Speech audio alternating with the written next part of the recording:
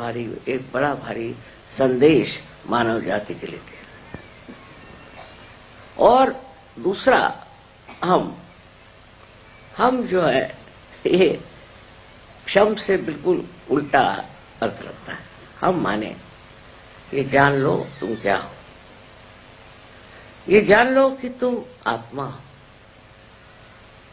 तुम ये शरीर मन बुद्धि अहंकार आदि उपाधियां नहीं, पर तुम आत्मा हो। और इस हम को जान करके आप समझ लोगे कि मैं आत्मा हूं।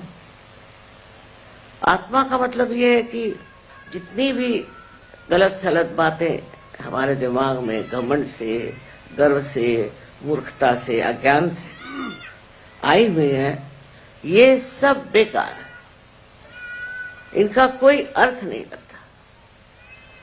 तुम साक्षात जब स्वच्छ आत्मा हो, सो इस आत्मा में ये सब चीजें आती नहीं और तुम अत्यंत पवित्र हो।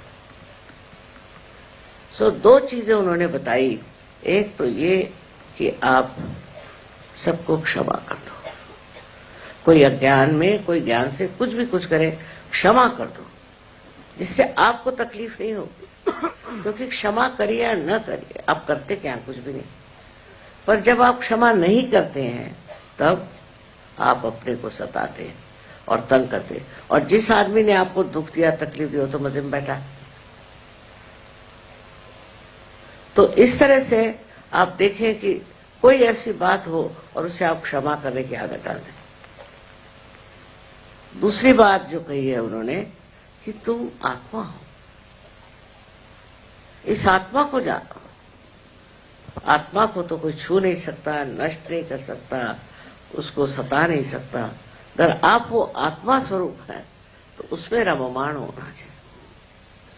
लेकिन इस आत्मा तत्व को प्राप्त करने के लिए आप जानते हैं कि कुंडलिनी का जागरण होना जरूरी है। और कुंडलिनी के जागरण के बाद उसमें स्थित होना पड़ता है, उसमें बैठना पड़ता है।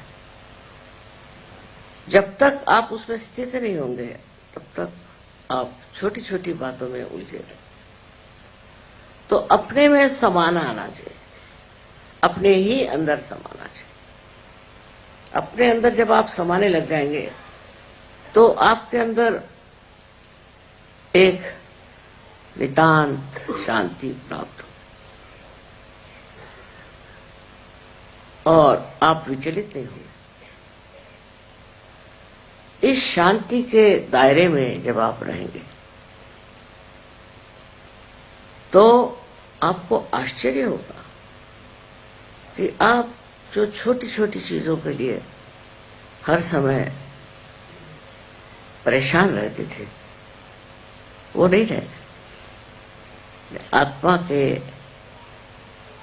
आनंद में आप डूबे रहेंगे। इस आत्मा को प्राप्त करने के लिए मैंने कहा कि कुंडलिनी का जागरण अत्यावश्यक है, उसके बगैर हो नहीं सकता। पर होने पर भी, जागरण होने पर भी लोग भटकते रहते, तो भी वो गहन नहीं आते।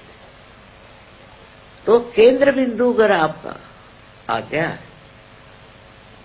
और उसके और लक्ष्य करके अगर आप देखें तो आप समझ जाएंगे ये आज्ञा चक्र आपको घुमा रहा है।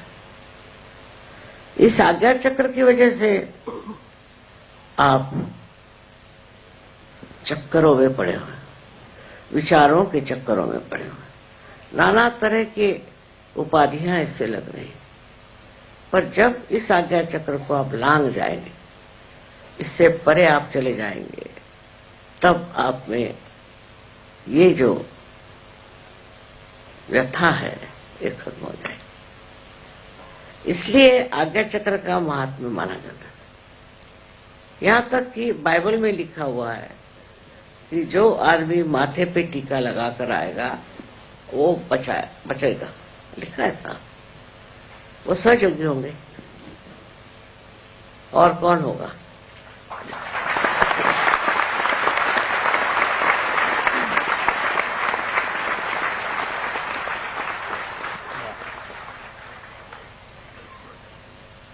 काम तो प्रचंड है। वो 12 आदमी थे, आप लोग हजारों हैं, लेकिन एक एक आदमी ने वहां जो मेहनत की है उसके एक सस्तांश भी आप लोग करें।